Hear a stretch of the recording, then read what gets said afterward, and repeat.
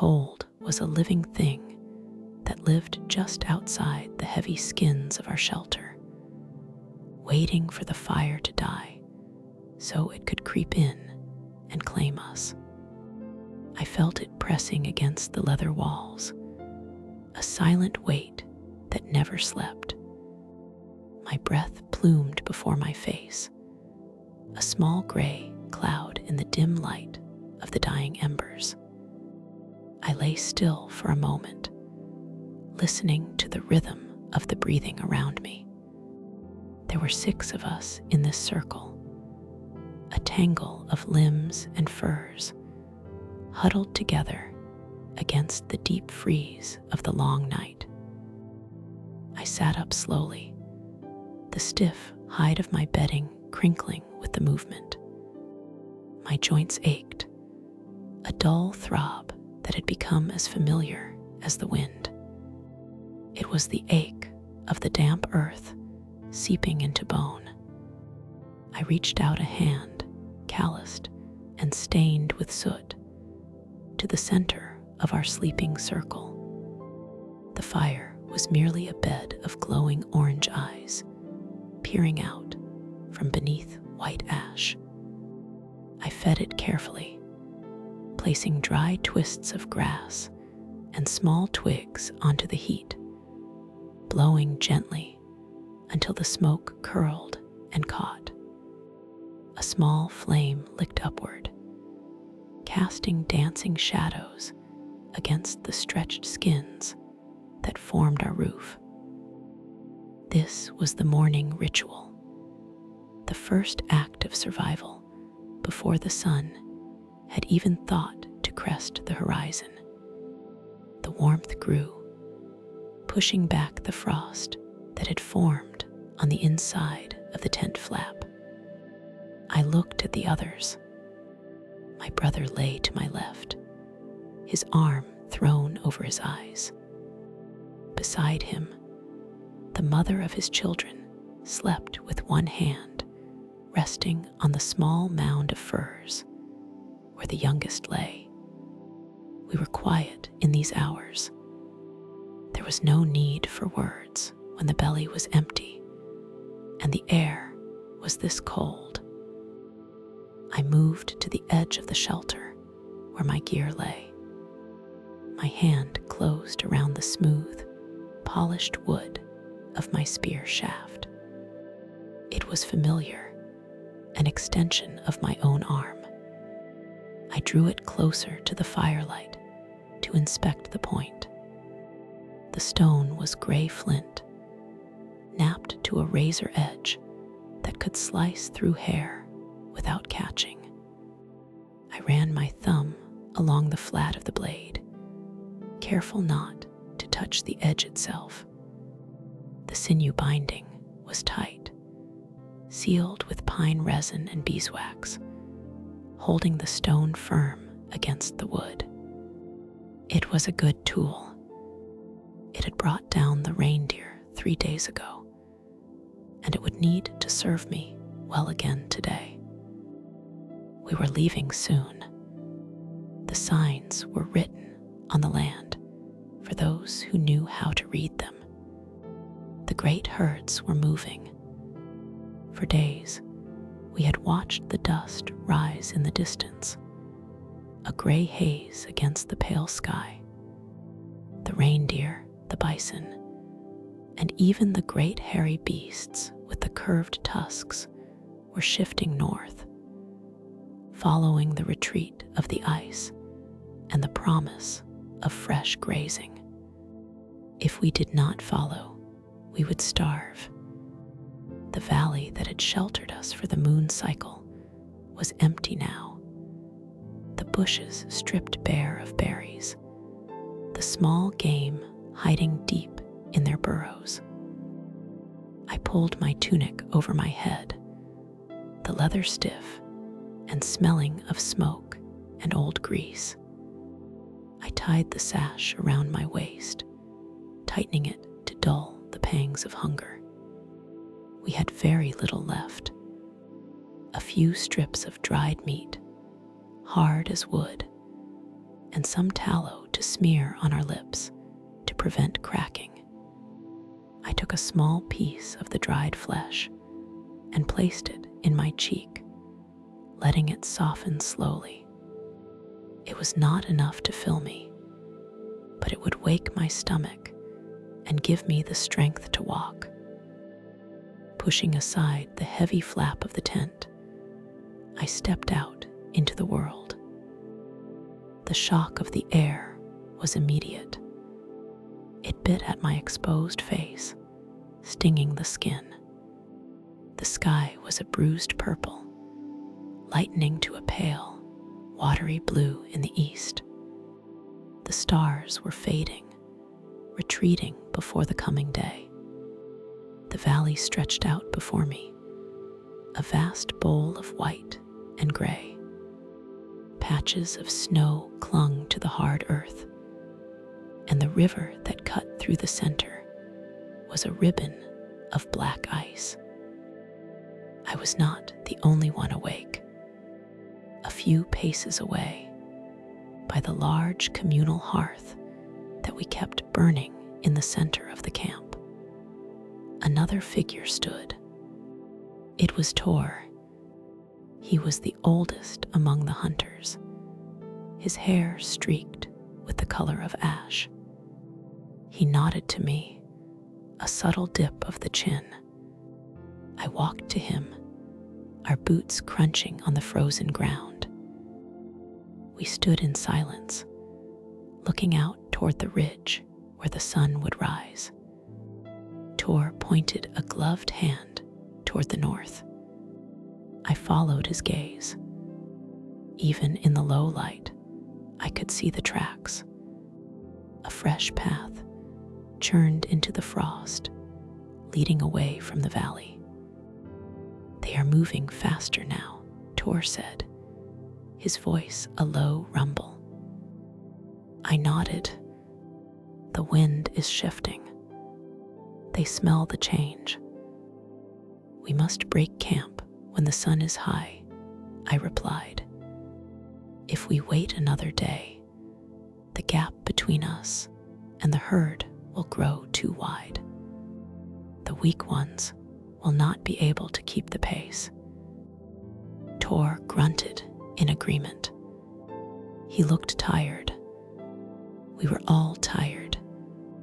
The winter had been long, and the darkness had lingered past its time. But the migration was not a choice. It was the law of life. The animals moved, and we moved with them. To stay was to fade away. I turned back to my own shelter. I needed to prepare my pack. I gathered the extra flint cores I had stored, wrapping them in a piece of soft doe skin. These stones were precious. We did not know if the new lands would offer good rock for making tools. I checked the lashing on my boots, tightening the leather straps. Good feet were as important as a sharp spear. If a man could not walk, he was a burden to the tribe, and a burden could not be carried on the long march. Inside the tent, the others were stirring. The baby let out a small, sharp cry, quickly hushed by the mother. My brother sat up, rubbing his face with his hands. He looked at me, his eyes asking the question. "We go?" he asked. "We go," I said. "But first we hunt. One last time in this valley. We need fresh meat for the journey." He nodded and reached for his own tools. There was no hesitation. We knew the reality. The dried meat would not last more than 2 days. We needed something substantial to carry us through the first leg of the migration. I stepped back outside and waited for the others. The The sky was brighter now, the purple giving way to a cold, steel gray. The other men gathered, their breath misting in the air. We were 5 in total. We did not speak much. We checked each other's gear with critical eyes, ensuring that nothing would rattle or break. Stealth was our greatest asset. We were not as strong as the bear or as fast as the cat, but we could think, and we could work as one. We set off toward the tree line, moving away from the camp. The snow was crunching loudly under our feet, so we moved to the rocky patches where our steps were silent. The wind was in our faces, which was good. It would carry our scent away from whatever prey might still be lingering in the brush. As we walked, my mind drifted to the journey ahead. I remembered the stories my father told of the great ice, walls of frozen water taller than the mountains. He spoke of lands where the sun never set in the summer, and where the herds covered the earth like a living carpet. I wondered if we would find such a place. The fear of the unknown was there, a cold knot in my gut, but it was outweighed by the necessity of action. To fear was human. To let fear stop you was to perish. We reached the edge of the forest. The trees here were stunted, twisted by the relentless wind, their branches bare and black against the snow. I crouched low, scanning the ground. There were signs here, rabbit tracks, crisscrossing in a frantic dance, the heavy, deep prints of a wolverine. And then I saw it, the split hoof print of a straggler, an elk perhaps, or a young reindeer separated from the main group. I signaled to the others. We spread out, forming a wide crescent. I took the center, moving slowly, placing each foot with deliberate care. I became part of the forest. I was not a man anymore. I was a shadow, a gust of wind, a pair of eyes watching. The track led us up a small rise. I crested the hill and froze. Below, in a small hollow protected from the wind, stood the animal. It was a young buck, its coat thick and brown. It was digging at the snow with a foreleg, trying to reach the frozen moss beneath. My heart hammered against my ribs, but my hands were steady. I raised the spear thrower, fitting the end of the spear into the hook. I took a breath and held it. The world narrowed down to a single point, the spot just behind the animal's shoulder. I did not feel the cold anymore. I did not feel the hunger. There was only the target and the release. I thanked the spirit of the animal silently. I asked for its forgiveness and its strength. It was not malice that drove my arm, but the need to feed the child sleeping in the furs and the old man whose legs were failing. We were all bound together in this cycle.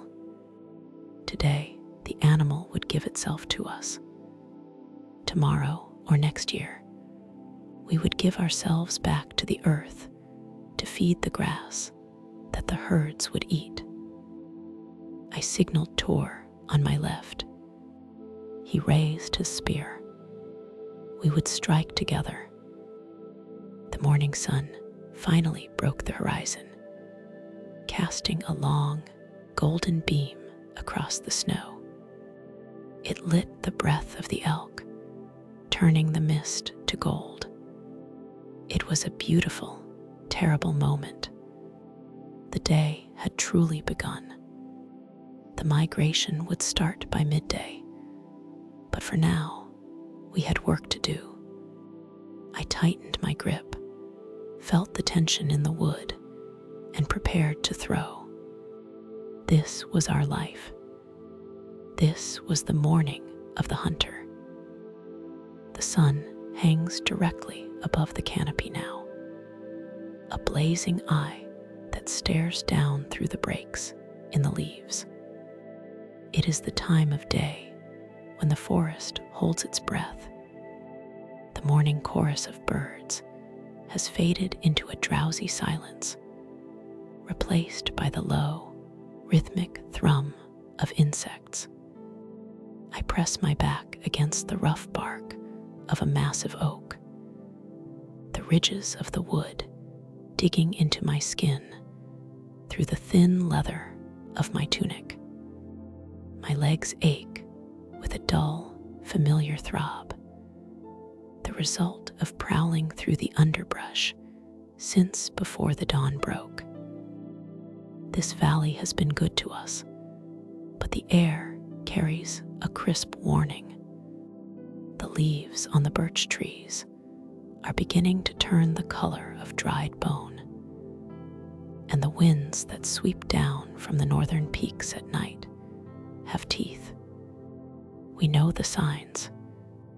The herds are growing restless, their instincts pulling them toward the lowlands where the snow will not pile as high as a man. Soon we must follow. The elders have been speaking of the journey for 3 nights, casting the bones and watching the smoke. But for today, for this midday hour, I am not a traveler. I am a predator, and my belly is empty. I lift the water skin from my belt. It is light, too light. I unstopper the bone plug and tilt my head back, allowing the last few drops of tepid water to slide down my parched throat. It does little to quench the thirst, but it washes away the taste of dust. I wipe my mouth with the back of my hand, my fingers brushing against the stubble on my chin. We need meat, not just for the evening meal, but for the drying racks. The journey ahead will be long, and the dried strips of flesh will keep our strength when the game is scarce on the trail. My gaze drops to the weapon in my hand. The spear is a part of me, an extension of my arm. I crafted the shaft myself from a straight sapling of ash, stripping the bark and hardening the wood over the fire until it was as rigid as stone. The tip is flint, chipped into a leaf shape that is sharp enough to slice through hide and muscle with terrifying ease. I run my thumb along the binding, feeling the dried sinew that holds the stone to the wood. It is tight. Good. I push off the tree and crouch low, moving with the silence that my father taught me. At midday, the deer bed down to chew their cud and escape the heat. They are wary, their ears swiveling like cups to catch the snap of a twig, their noses testing the breeze for the scent of a wolf or a man. I must be a ghost. The ground here is covered in a thick carpet of pine needles that muffles my footsteps. I move slowly, placing the edge of my foot down first, rolling to the heel, feeling for any brittle wood that might crack. I am tracking a stag. I saw his prints by the stream 2 hours ago. Deep indentations in the mud that spoke of a heavy animal. A prize, a creature that could feed my kin for days. The wind shifts, brushing against my left cheek. I freeze. If I move forward now, my scent will carry directly to where I suspect he is hiding. I must circle around, climbing the ridge to approach from downwind. It will take time, and the sun is hot, but impatience leads to an empty stomach. I begin the ascent. The slope is steep, cluttered with gray boulders that look like the skulls of giants, half buried in the earth. My breathing remains steady, a discipline forged over many seasons. As I climb, I think of the migration. I think of the great river we must cross, the cold water that pulls at your legs, and the open plains beyond where the wind never stops. Leaving this valley feels like leaving a friend. I know every cave, every stream, every thicket where the berries grow sweet in the late summer. But the earth changes, and we must change with it. If we stay, the winter will claim us. Reaching the crest of the ridge, I pause to scan the depression below. The ferns are thick there, a sea of green in the dappled light. There, a flicker of movement, an ear twitching to drive away a fly.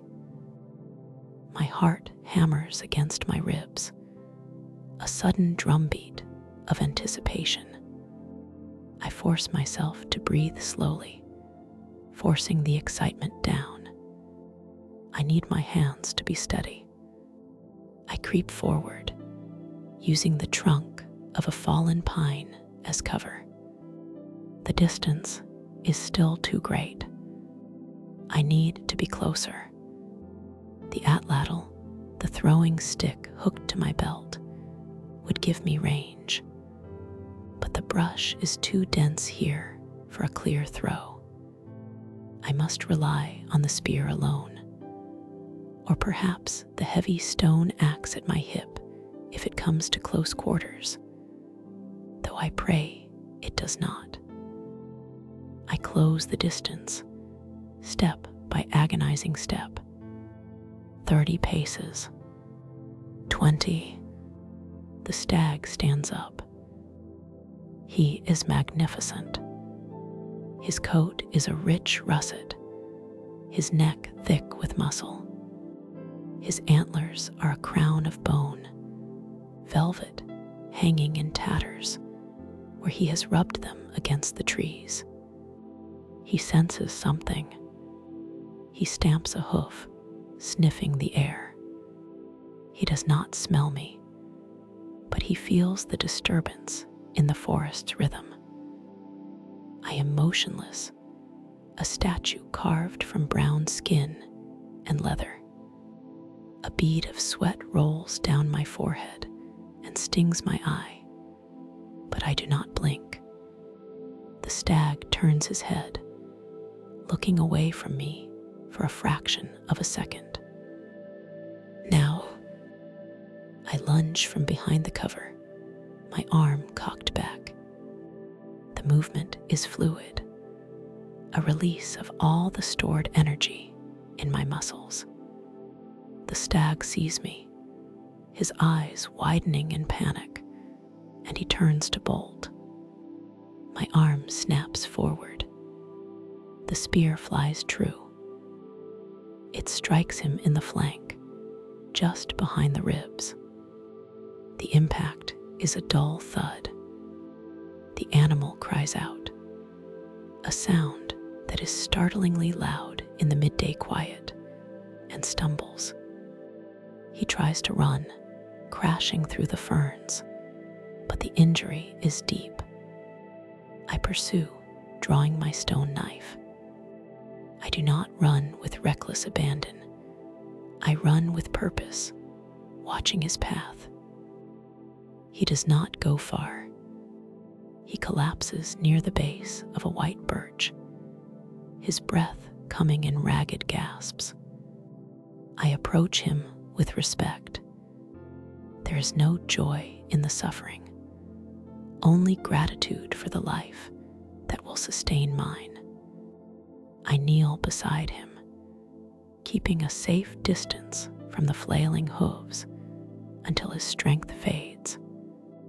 His dark eye meets mine, and I whisper the words my grandfather taught me. I tell him that his spirit will run forever in the sky fields, that his strength will become our strength. I finish the task quickly. The forest goes silent again, save for my own heavy breathing. The work of the midday begins now. I cannot carry the whole beast back to the camp alone. He is too heavy, and the terrain is too rough. I must field dress him here. I use the flint knife to open the hide, working with practiced efficiency. The smell of the interior fills the air, heavy and metallic. I separate the quarters, wrapping the choicest cuts in the hide. The rest I will hang high in a tree to protect it from scavengers, until I can return with others to retrieve it. My hands are stained with the evidence of my success. I wipe them on the grass, then on my leggings.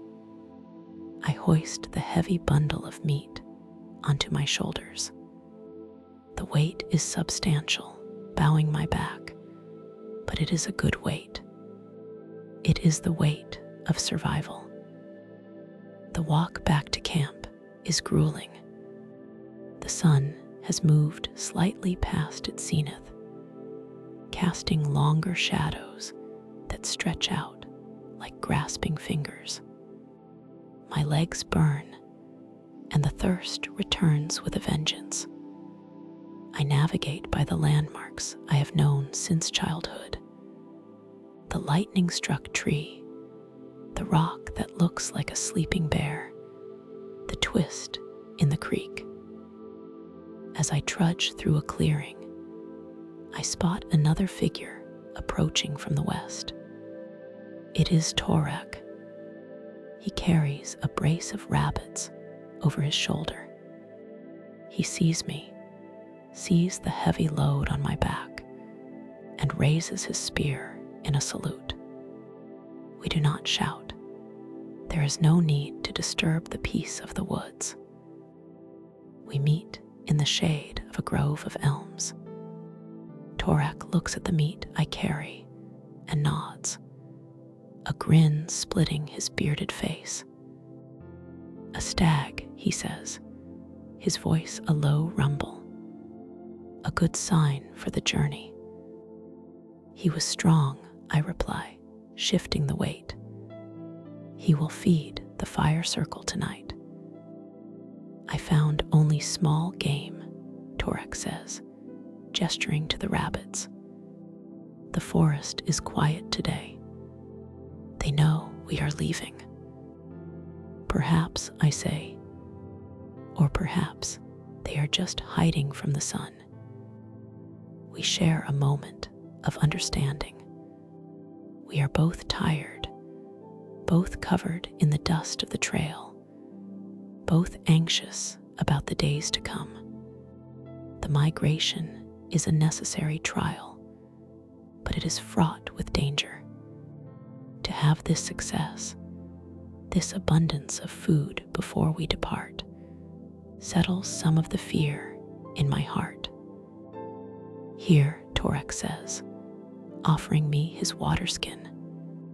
You have worked harder than I. I accept it gratefully. The water is cool and sweet. I drink deeply, feeling the liquid revive my wilting spirit. Thank you, brother. We should move, he says, looking up at the sky. The women will need time to smoke the meat before we sleep. The headman wants to leave at the first light of the new moon. 2 days, I murmur. 2 days, he confirms. We walk the rest of the way together, the silence between us comfortable. The burden on my back feels lighter now that I am not alone. As we near the camp, the smell of wood smoke reaches us, distinct and welcoming. It cuts through the sense of pine and earth. I hear the voices of the children playing by the river, and the rhythmic sound of stone striking stone as someone shapes a new tool. Emerging from the tree line, the camp spreads out before us. Skin tents are pitched in a loose circle. People are busy with the midday chores, mending nets, scraping hides, grinding seeds. Heads turn as we approach. I see the eyes of my mate light up when she sees the bundle I carry. She knows what it means. We will not go hungry tonight, and we will have provisions for the long walk. I lower the meat onto a flat stone near the central fire pit. My shoulders scream with relief as the weight is lifted. I stretch my back, hearing the joints pop. The sun is starting its slow descent now, the harsh white light softening to a golden hue. The midday is over. The hunt is done. I sit on a log, my muscles trembling slightly from exertion. I watch the others gather around the prize, their voices low and appreciative. I look at my hands, still marked with the red earth and the fluids of the stag. I am a hunter. I have done my part. Tomorrow I will rest my legs, and the day after we will walk away from this valley.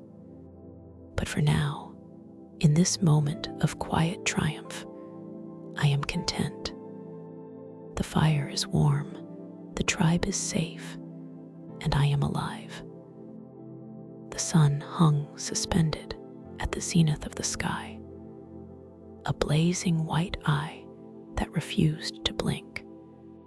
Heat shimmered off the hard, packed earth of the savanna, distorting the shapes of the acacia trees in the distance, until they looked like trembling ghosts. I wiped a mixture of dust and sweat from my forehead with the back of my hand, feeling the grit grind against my skin. It was the time of day when the world usually held its breath, when the lions sought the shade of the low scrub and the birds ceased their chatter, waiting for the mercy of the cooling evening. But we did not stop. We could not stop. My legs moved in a rhythm that had been drummed into me since I was a child. A steady, loping trot that ate up the distance without burning through my reserves of energy. Beside me, Kale ran with the same silent determination, his breathing steady and deep. We were not sprinting, we were enduring. That was our gift, the advantage we held over the creatures of the plains. They were faster, yes, capable of bursts of speed that blurred the eye, but they could not cool themselves as we did. They could not run under this punishing sun for hour after hour. We were the persistent shadow, the inevitability that followed them until their chests heaved and their legs refused to lift. We were tracking a large kudu bull. We had spotted him at dawn, a magnificent creature with horns spiraling toward the heavens like twisted dark wood. We had separated him from the herd, using our numbers to turn him away from the river, driving him out into the dry, open country where the sun would be our weapon. Now, hours later, the tracks in the dust told the story of his fatigue. The hoof prints were splayed, the stride shortening. He was dragging his feet slightly, kicking up small ridges of sand. He was close. I slowed my pace to a walk as the terrain began to rise into a rocky outcrop.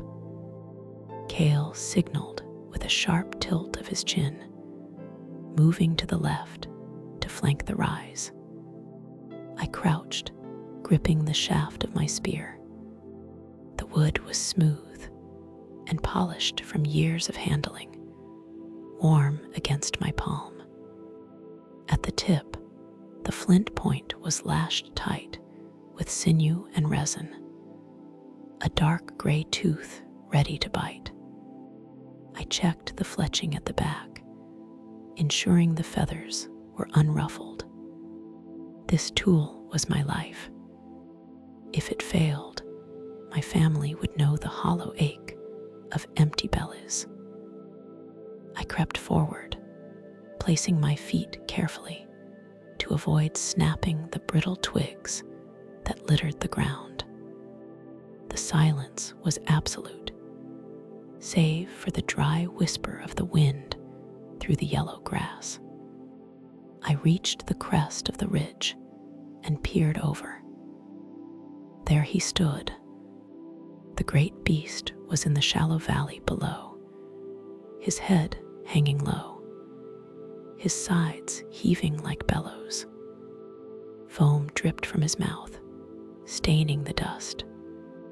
He was magnificent, a king of the plains brought low by the relentless heat and our refusal to yield.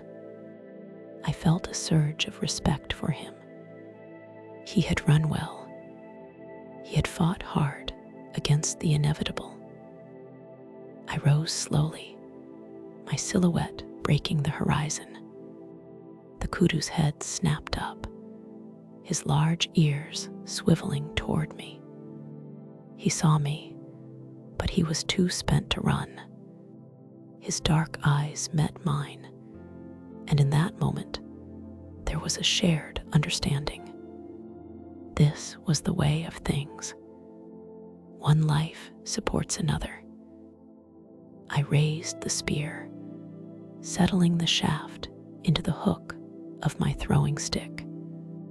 The extra leverage the thrower provided would send the shaft flying with twice the force of my arm alone. I took a breath, holding the hot air in my lungs, and stepped forward. My arm whipped over my shoulder. The spear flew true. It struck deep behind the shoulder, finding the vital place where the life spirit resides. The beast buckled, his legs folding beneath him as if the bones had suddenly turned to water. He did not suffer long. The end was swift. I descended the slope, Kale joining me from the other side. We approached the fallen animal with reverence. There were no cheers, no shouts of triumph, just a quiet gratitude.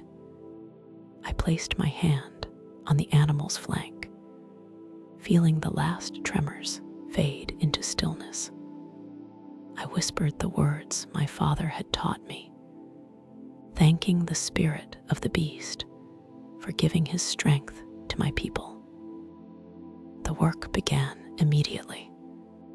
The sun was beginning its slow descent, but the heat was still fierce, and we had to prepare the meat before the scent drew scavengers.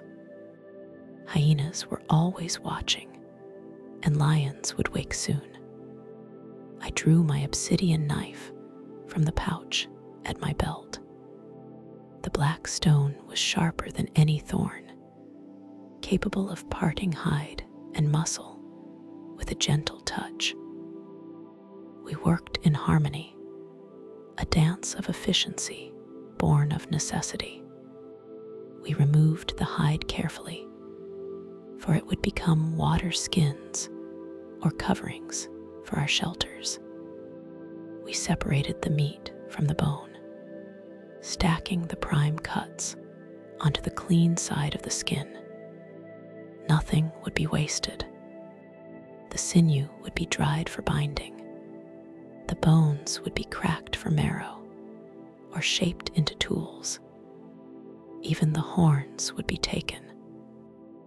By the time we were finished, the shadows had begun to stretch across the ground, long fingers of darkness reaching out from the rocks. The burden we had to carry back was heavy, but it was a good weight.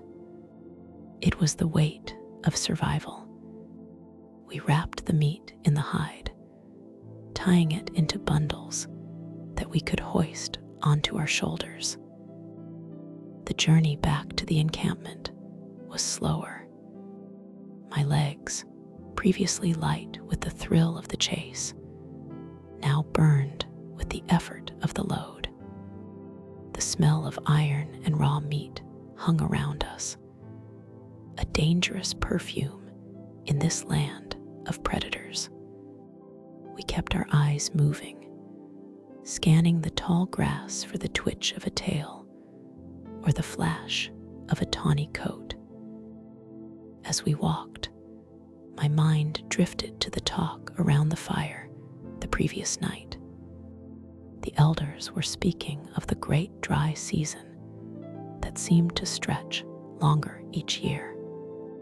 The herds were moving north, following the rains that had become scarce in our lands.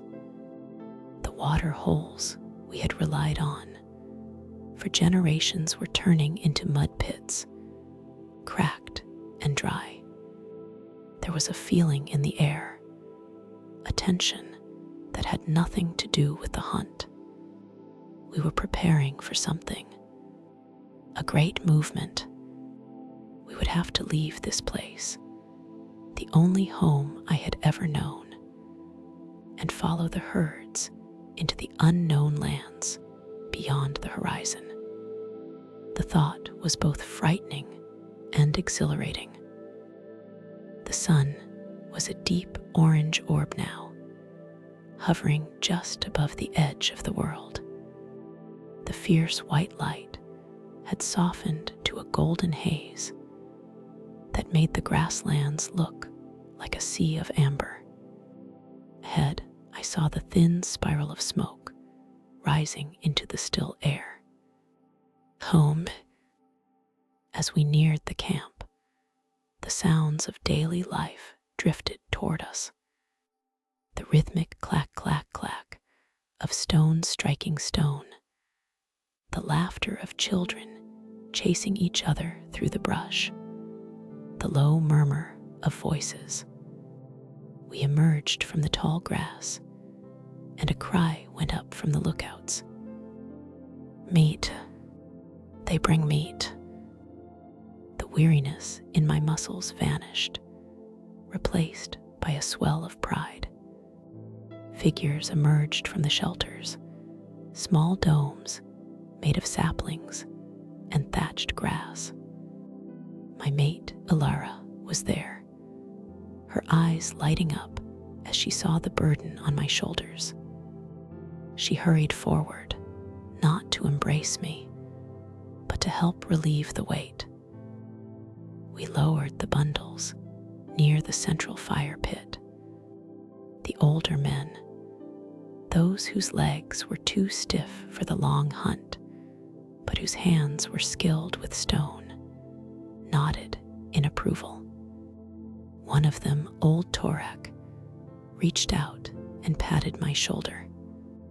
His skin was like crumpled leather, his eyes cloudy with age, but he saw everything. "A good afternoon," he rasped. "The spirits were kind." "The beast ran well," I replied, accepting a gourd of water that Alara offered. The liquid was cool and sweet, washing away the dust of the plains. I drank deeply, feeling the moisture revive my parched throat. I sat down on a flat stone near the fire, stretching my legs out. The immediate urgency was over. Now came the time for the camp to work. The women and younger men took over the processing of the meat, cutting it into thin strips to be dried on the racks over the smoky fires. If we dried it well, it would last us for many moons, sustenance for the journey that I knew was coming. I picked up a piece of flint from the ground, turning it over in my hands.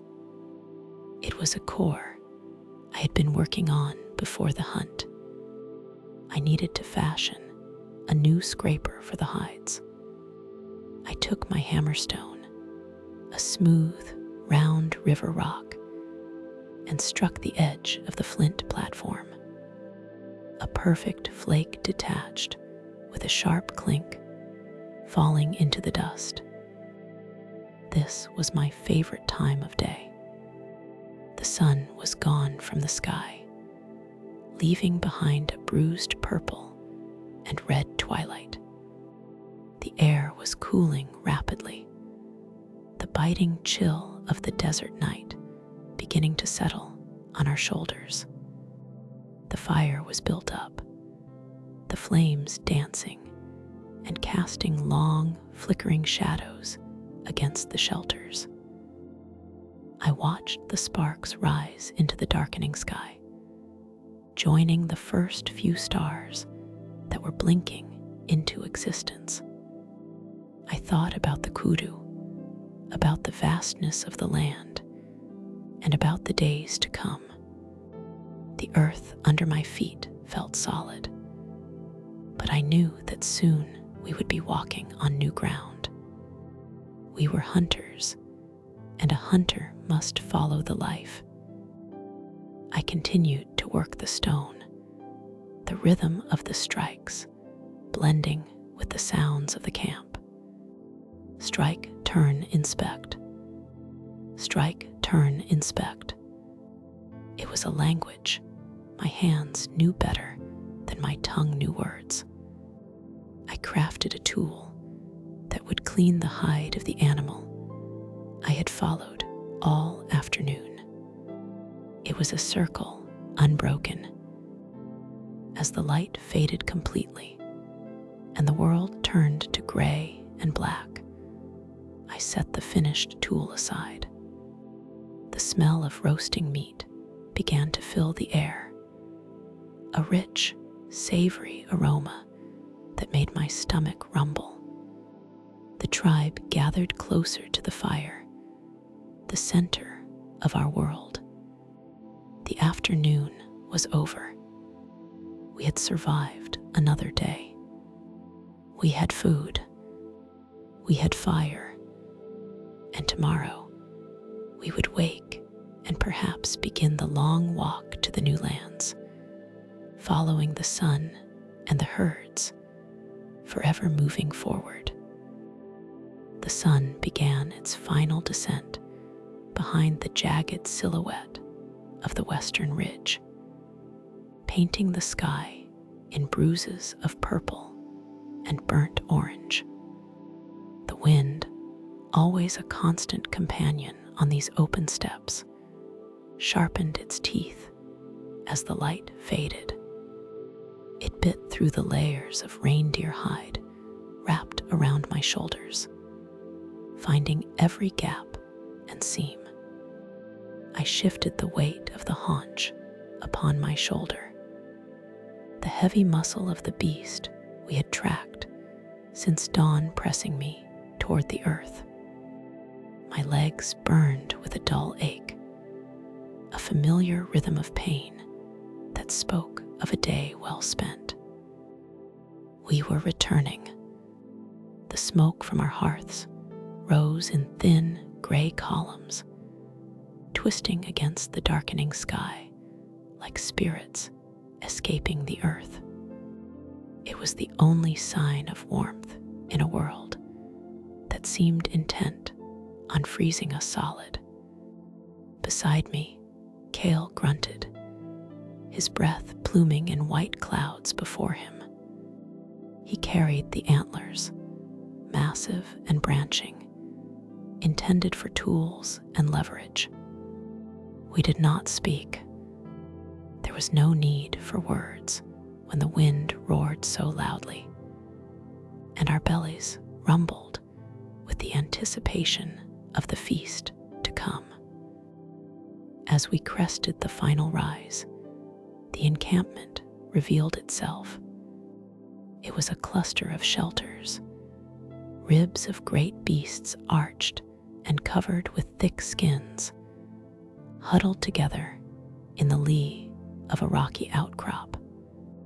The ground here was packed hard by our feet, stained with the charcoal of countless fires. The dogs, half wild and sharp-eared, were the first to greet us, yipping and circling, smelling the success of our hunt. I lowered the heavy leg of meat onto the flat stone near the central fire. The heat hit my face instantly, a physical wall that pushed back the creeping frost. The women were already there, tending the flames, their faces illuminated in flickering gold and deep shadow. Alara looked up, her eyes scanning me for injury before drifting to the prize I had brought. A nod was all the exchange we needed. She took her flint knife, the blade dark and glassy, and began the work of separating the meat for the fire. I retreated to the edge of the light, sinking onto a log worn smooth by years of sitting. I unlaced the leather thongs of my footwear, rubbing the feeling back into my cold toes. The fire was the heart of our world. Beyond its ring, the darkness was absolute, a heavy curtain that hid the creatures that saw better than we did. I watched the flames dance, mesmerized by the way they consumed the wood, turning solid branch into heat and light. It was a magic we tended carefully, for without it, the night would claim us. The smell of roasting meat soon filled the air, rich and heavy with fat. It was the scent of survival. My stomach tightened, demanding its share. The tribe gathered, a circle of familiar faces etched with the lines of wind and worry. The elder, missing half his teeth and walking with the aid of a crooked staff, took the first portion. It was his right. He tasted the fat, closing his eyes to savor the strength it would give him, then signaled for the rest of us to eat. We ate with our hands, tearing the hot flesh from the bone. The grease coated my lips and chin, shielding my skin against the dry air. We did not eat like the wolves, snapping and growling, but with a solemn focus. Every bite was borrowed time. I chewed slowly, letting the sustenance seep into my tired muscles. The meat was tough, but flavorful, tasting of the wild herbs the beast had grazed upon. As the meal concluded, the mood of the camp shifted. The frantic energy of the day dissolved into the slow, steady rhythm of the evening. This was the time for repair. I reached into the pouch at my waist and withdrew my hammerstone and a core of dark flint I had carried from the riverbed 3 moons ago. It was time to replace the point on my spear, which had snapped against the shoulder blade of our quarry. I held the flint in my left hand, protecting my palm with a scrap of leather. With my right, I struck the edge. A sharp crack echoed, distinct from the popping of the fire. A flake of stone detached, razor sharp and perfect. I examined the edge, turning it in the firelight. It glinted like the eye of a cat. I worked methodically, the repetitive motion a meditation. Strike, turn, inspect, strike. Around me, others were engaged in similar tasks. Some scrapped hides, the rhythmic rasp of stone on skin, a soothing sound. Others twisted sinew into strong cordage. We were a machine of survival, each part maintaining itself for the good of the whole. The elder began to speak, his voice rasping like dry leaves skittering over rock. He did not look at us, but stared into the heart of the fire. He spoke of the birds. For 3 days, grand flocks had passed overhead, moving south, fleeing the white silence that grew in the north. He spoke of the moss, how it was brittle and brown earlier than in the years of his youth. I stopped my work, the unfinished spear point resting on my knee. A heavy silence settled over the group, heavier than the darkness pressing against our backs. We knew what he was saying. The land was changing. The herds we relied upon were drifting, seeking grazing grounds that the ice had not yet swallowed. If we stayed here, the hunger would come, and the cold would not leave. I looked at the faces of my kin. Fear was there, yes, but also a hardened resolve. We were not trees, rooted to one spot to wither and break. We were hunters. We moved, but the thought of leaving this valley, with its known caves and reliable water, sat like a stone in my gut. To migrate meant to walk into the unknown, to cross territories that might belong to others, or worse, to no one at all. The fire popped, sending a shower of sparks upward to join the stars. I looked up. The great hunter was high in the sky, his belt of 3 bright stars guiding us. The expanse above was endless, a deep, crushing black scattered with points of cold light. It made me feel small. We were but a few heartbeats in the vastness of time, huddled around a fleeting warmth. I returned to my work, needing the distraction. I shaped the shoulders of the spear point, creating the notches where the sinew would bind it to the wooden shaft. It had to be secure. A loose point meant a lost meal, or a lost life if a predator turned the tables. I tested the edge against my thumb, feeling it catch the skin. It was ready. As the night deepened, the children began to drift into sleep, curled together in a pile of furs like puppies. Their breathing slowed, becoming a soft chorus that countered the wind. The adults remained awake a little longer, but the conversation died down.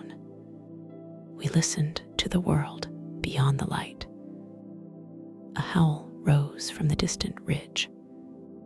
It was long and mournful, answered by another, then another. The pack was on the move.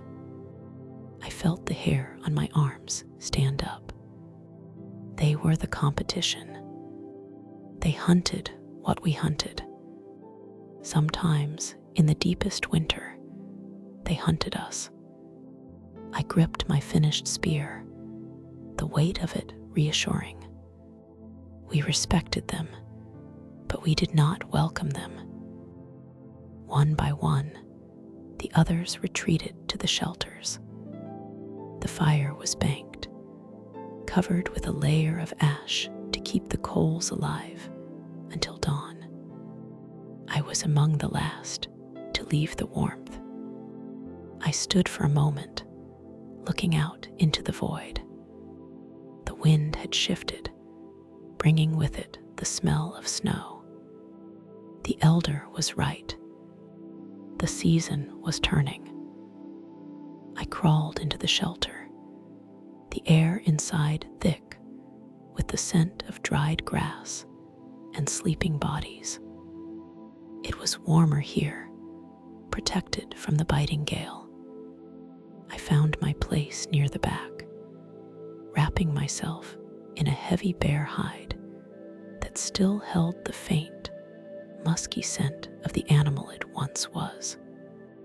The darkness inside was complete. Lying there, listening to the wind claw at the supports of our shelter, my mind replayed the hunt. I saw the moment the beast faltered. I felt the vibration of the earth as the herd stampeded. But then the image shifted to the path ahead. I imagined the mountain passes we would have to cross, the rivers swollen with ice melt. I reached out in the dark and touched the stone tool I had made. It was cold and hard, a piece of the earth shaped by my will. It was a promise. As long as we had stone and fire and each other, we would endure. The migration would be hard. We would suffer, but we would not vanish. The fatigue finally overcame the worry. My eyelids grew heavy. The sounds of the camp, the shifting of bodies, the soft snoring, the distant crackle of the cooling embers blended into a lullaby of existence. Outside, the world was vast and indifferent, frozen and wild. But in here, in this small pocket of air and heat, there was life. I closed my eyes, letting the blackness take me, gathering my strength for the sun that would rise on a new day, and perhaps on the beginning of our great journey. The evening ended not with a conclusion, but with a pause, a single breath taken before the long walk began.